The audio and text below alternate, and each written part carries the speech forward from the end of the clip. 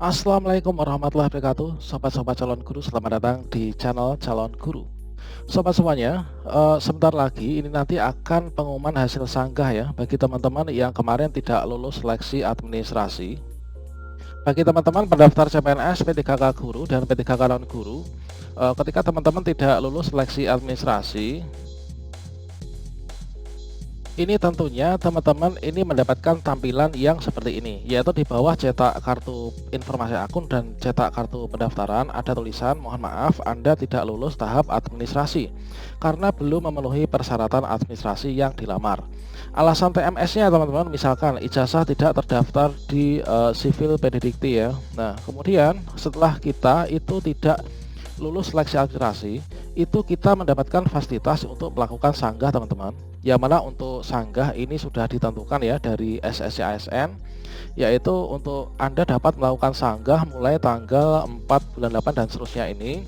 Pengajuan sanggah ini selama 3 hari, kemudian kita login lagi setelah nanti pada tanggal yang ditentukan. Nah, selanjutnya teman-teman, pada video ini saya akan memberikan sebuah informasi terkait tentang setelah kita melakukan sanggah, kita akan cek pengumuman hasil sanggah ya. Kira-kira seperti apa sih teman-teman untuk contoh sanggah yang diterima? Tentunya sama dengan halnya kemarin pada saat seleksi administrasi itu ada dua kemungkinan. Yang pertama lolos seleksi administrasi, yang kedua tidak lulus seleksi administrasi. Sama halnya juga dengan di masa sanggah teman-teman, yaitu ada yang lolos masa sanggah, ada yang tidak lolos masa sanggah. Nah, pada video ini kita akan berbagi informasi ciri-ciri contoh yang lolos masa sanggah itu seperti apa dan langkah berikutnya ini apa. Silahkan simak video ini sampai selesai. Namun sebelum kita lanjutkan, perlu saya ingatkan bagi teman-teman yang belum subscribe, silahkan klik tombol subscribe-nya dan aktifkan notifikasi loncengnya sehingga nanti jika ada update video terbaru, teman-teman tidak akan ketinggalan informasi. Oke sobat semuanya, untuk pengumuman hasil sanggah itu sebenarnya itu pengumumannya itu adalah pada tanggal 15 ya, pada tanggal 15 Agustus tahun 2021. Akan tapi sampai saat ini tanggal 16 ini belum ada pengumuman. Itu dikarenakan ada informasi terbaru dari BKN bahwa untuk pengumuman hasil sanggah itu ditunda teman-teman, yaitu ketika kalian login ke SSC ASN, mengapa tampilannya kok masih gitu-gitu aja. Ini nggak usah heran, nggak usah khawatir, karena untuk pengumuman hasil sanggah itu ditunda nanti tanggal 20 Agustus tahun 2021. Setelah teman-teman kemarin itu melakukan sanggah ya, mengajukan sanggah pada masa sanggah yang berlangsung waktunya itu 3 hari, itu tentunya kita ingin tahu ya untuk hasil sanggah yang diterima itu bagaimana contohnya dan cara mengetahuinya gimana. Nah, kira-kira adalah seperti ini teman-teman. Untuk mengecek pengumuman hasil sanggah, apakah sanggahan kita diterima atau tidak, ini kita login ke akun SSC ASN masing-masing kita. Nah, di sini kita ketikkan sscasn.bkn.go.id, kemudian kita enter. Kemudian kita akan dibawa ke portal pendaftaran CPNS P3K Guru dan P3K Non Guru. Kemudian setelah itu kita klik di sini, kita klik login ya. Maka kita akan dihadapkan pada tampilan halaman login teman-teman. Nah, halaman loginnya itu adalah nanti seperti ini. Ini adalah halaman loginnya. Kita masukkan nick dan password kita. Kemudian di sini kita klik masuk atau login. Maka kita akan, jika kita lolos masa sanggah, hasilnya adalah seperti ini. Nah, ini teman-teman, ini adalah tampilan ketika kita ini lolos teman-teman. Jika kita lolos di masa sanggah, maka di sini akhirnya adalah seperti ini nantinya untuk hasilnya.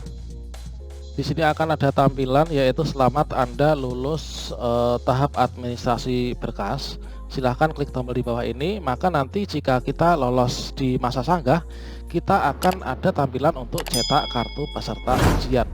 Kemudian terkait dengan pengisian deklarasi sehat, ini nanti dapat kita lakukan H-1 ya. Jadi bagi teman-teman yang saat ini mungkin untuk deklarasi sehatnya ini nggak muncul, atau mungkin muncul tapi nggak bisa diisi, maka kita nanti bisa mengaksesnya dan mencetak, mengisi ini H-1 teman-teman.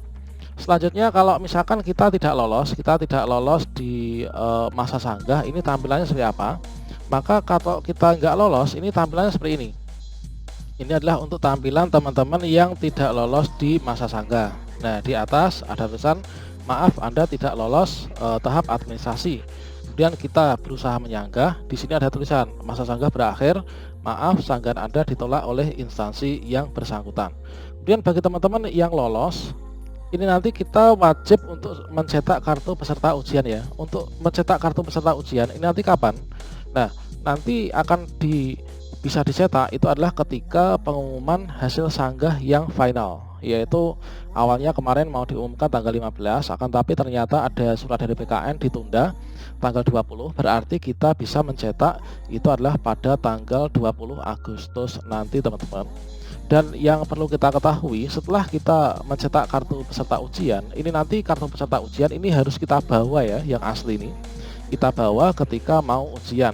Untuk mencetaknya ini jangan hanya satu teman-teman, kalau bisa ya 2, 3 atau 4 itu ya, nanti untuk jaga-jaga siapa tahu rusak atau hilang atau gimana seperti itu. Dan ada berbagai macam dokumen lain teman-teman yang harus kita bawa, dan ini jangan sampai lupa ya.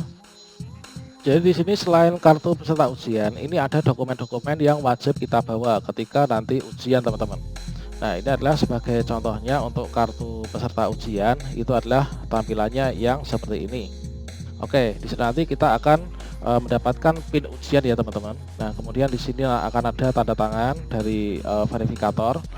Kemudian di sini, nah ini yang pertama ini. Jika kita lolos, kemudian kita cetak kartu ujian, di sana akan ada jadwal kapan kita ujian dan lokasinya di mana. Pada saat itu kita harus membawa kartu ujian ini. Kemudian yang kedua, ini adalah kita membawa kartu bukti identitas. Nah, kartu bukti identitas itu apa? Yaitu KTP teman-teman. Nah, KTP ataupun SIM ya. Nah, yang kita masukkan ketika kita mendaftar. Nah, ini kartu atau bukti identitas diri asli teman-teman, jangan fotokopi ya, yang tercantum pada kartu ini dan terdapat di dalam sistem pada saat pelaksanaan ujian. Kemudian yang ketiga, ini adalah peserta wajib mengisi dan membawa bukti deklarasi sehat yang terdapat pada halaman resume SSC ASN. Kita cetaknya kartu ini adalah nanti H-1 ya, ini bisa kita cetak karena nanti untuk tanggal menyesuaikan pada saat itu. Masa berlakunya itu ada 14 hari ya. Kemudian yang keempat teman-teman, ini kita wajib bukan hanya membawa ya, bukan hanya membawa masker, akan tapi masker tersebut wajib kita gunakan atau kita pakai teman-teman.